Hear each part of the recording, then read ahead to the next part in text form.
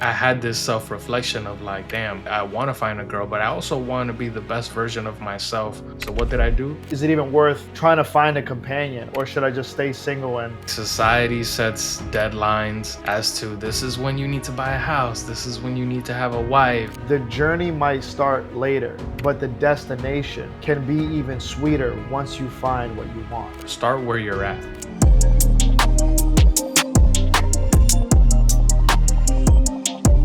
I'm in my late 30s, early 40s. I got no motion. Is it even worth it? Is it even worth trying to find a companion or building a connection with anybody at this point? Or should I just stay single, and if something just so happens to pop up, I'll roll with it? Yeah, man, I hate that framing, bro. It's like society sets deadlines as to this is when you need to buy a house, this is when you need to have a wife, this is when you need to have your career and your life purpose and everything sort of figured out. And I think a lot of times, like we fall victim to these sort of societal deadlines that they set for young men. You know, when you don't have it sort of all together and you do hit your mid 30s, you sort of start to feel like, damn, am I too late? Like everyone else seems like they figured it out. How come I still feel like I don't have it all put together? What do you think that mindset comes from? Because we both dated in our 30s, more mid 30s for you, late 30s, probably like 4 or 5 years ago for us. So we're not too far removed from it. But what do you think that defeated mindset comes from? Not only society, bro, your own family. How long have you felt pressures from mom, dad, grandma? Hey, when are you gonna give me? When are you gonna make me a grandma? When are you gonna give me a grandson or a granddaughter? It starts with with your family too, sort of like pressuring you into like start to build your family because we want to raise grandchildren. So it's not only society, it's family too. And you know, social media comparisons, just you yourself comparing your own situation and your own journey to what everyone else is doing. I think there is a lot of positives to being in your mid 30s, early 40s, and meeting other people, let alone women. I do find that I have a good understanding of the world. I have a perspective. I know who I am. I have something to offer. And I find that in most relationships, young or old, women do find that to be valuable. Yeah, I agree. And in my own personal experience, I felt like once I started dating in my 30s, I was much more intentional about what I was looking for. So I've sort of gone through that trials and tribulations in my 20s, late 20s of just dating, being in dating situations where I didn't find myself with the right person or found things or flaws about certain women that I didn't like. And it sort of helped me create this like resume of things that I know I didn't want or wasn't willing to tolerate, and things that and I did want it to and I could tolerate. So I think later on in the show we're going to talk about some like green flags when it comes to dating. And you only have that perspective in your 30s when you've gone through the gauntlet of like going through many dates and reps and meeting different women and dating different ethnicities to know like, oh, okay, this is kind of sort of what I'm looking for. And I think you have that clarity more in your 30s than any other age. I love you painting the picture of what their life will become if they do everything right. But you have to start here, right? If you have no motion, we jokingly said the reverse Newton principle that we created on the fly during one of our old episodes. And Rich had mentioned the classic Newton, which is object in motion stays in motion. And we actually reversed it and said, well, with our community, a lot of people are just stuck in a rut and they wind up doing analysis paralysis and overreading and overeducating themselves, and they find themselves down these rabbit holes of negativity, and they're constantly reading articles about how women ain't shit, it's not worth it, the juice is not worth the squeeze. We've seen it all and heard it all. But what Rich and I found out is that a lot of that is a cope, because these guys want companionship. These guys want to be a part of something, building a family outside of their immediate family. So the reverse Newton is, and Rich and I created this, we patented it. It's an object with no motion stays with no motion. What does that mean for these guys, Rich? They're in their late 30s, early 40s. You have to get started. Before I sell you the dream vacation that Rich was talking about, having a girl, identifying green flags, being fit, being healthy, being confident, you have to start somewhere, right, Rich? You know, in your 30s, there's a lot of things when you're struggling and dating that you have to micro dissect. It's like, why are you still single if you're on the pursuit finding a significant other? Like, is it, do you have self-esteem issues, right? Is your particular circumstance different, right? Like, are you living at home with your parents? Do you have a job? Do you have a car? Do you have issues with, do you experience social anxiety when you speak to women?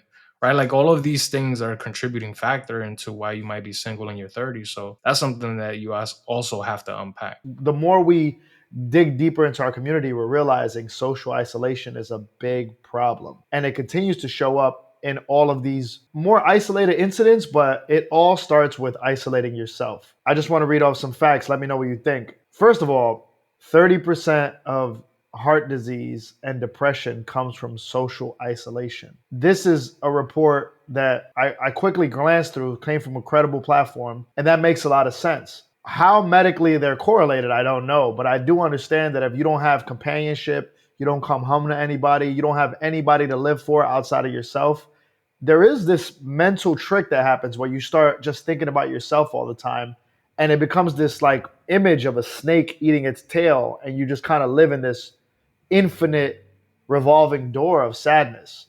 Okay, other stat, 23% of single Americans between the age of 30 and 45 are single. So that means 1/4 of the dating market is within this age group that this person is feeling like it's not worth going out there and finding somebody.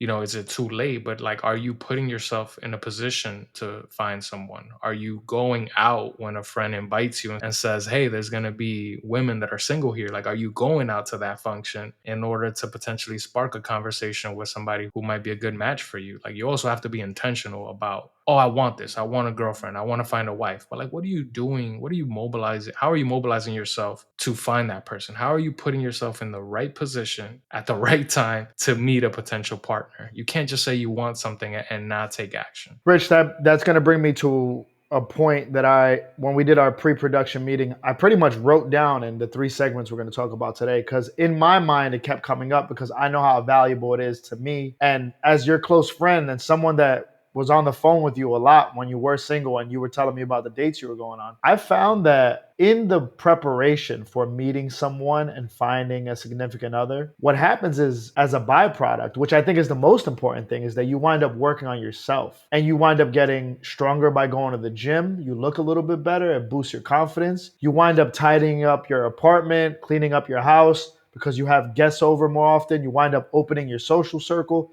because you're forcing yourself to make new friends and be a part of new communities where you could possibly meet somebody. You wind up grooming better. You wind up buying new clothes. You wind up elevating a lot of shit in your life. You wind up leaving old jobs, getting new jobs, making new friends. There is something about this spring cleaning of your life that winds up getting rid of a lot of the old shit that was holding you back, all in the name of wanting a girl. Winds up happening is 80% of your efforts wind up helping you more than the girl, because these are things that are for life. They actually change you for life. And I know we can both speak to that because a lot of our post-20s transition in our personal lives came from being single. I love that, bro. I could personally speak to this. I remember, think within a span of 1 to 2 years, I had this self-reflection of like, damn, I want to find a girl, but I also want to be the best version of myself when I do find this person, so they can meet like the most polished, advanced version of Rich Sanchez. So what did I do? I joined the gym. That same year, I was very self-conscious about my teeth, so I went out and I got like braces and Invisalign and got my teeth whitened. And it took a year and a half, but I got my teeth to a place where I was happy with how I looked and my smile. That same year, I was also self-conscious about wearing glasses. I have worn glasses since I was 6 years old, so I went out and got Invisalign, rather LASIK surgery, and I didn't need glasses anymore. And that was sort of like my 1 to 2 year glow up. And man, when I came on the other side and I started to meet new people and meet old people, they were looking at me like, damn, something's changed. Like, you look different. Like, your energy is just different.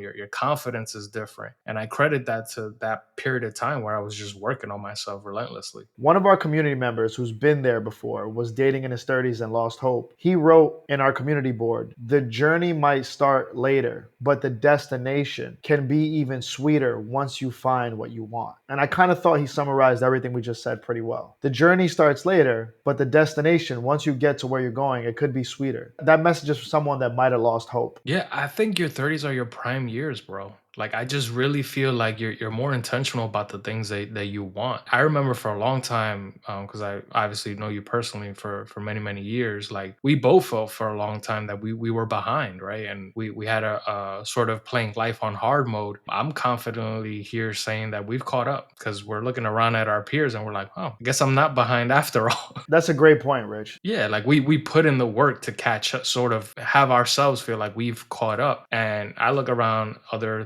37-year-olds, you look around other 39-year-olds, and you're like, damn, I failed grammar school twice, or I myself went through bankruptcy, but I'm financially stable and I feel I've caught up. So this idea of like having to meet certain timelines, or have it all figured out by the age of 30, I think that you have to sort of reframe your mind into following your journey and your timetable versus others. We have an episode that we recorded already, so you can find it in our archives. But if you want to get your life together in 30 to 60 days, we have an episode dedicated to that. And it's not like a potion that's going to solve your life. We're not that kind of platform.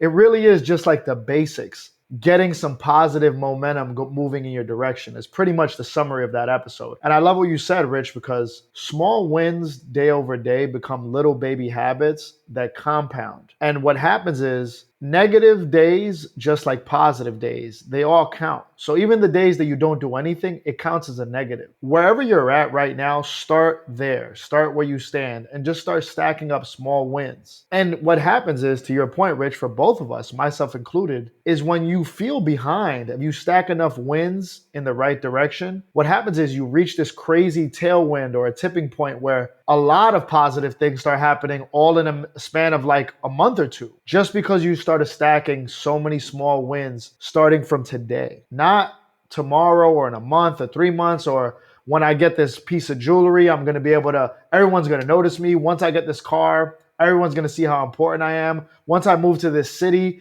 I'm going to finally, my life is going to change. That's not how this shit works. You got to stack small wins and just let it compound over time.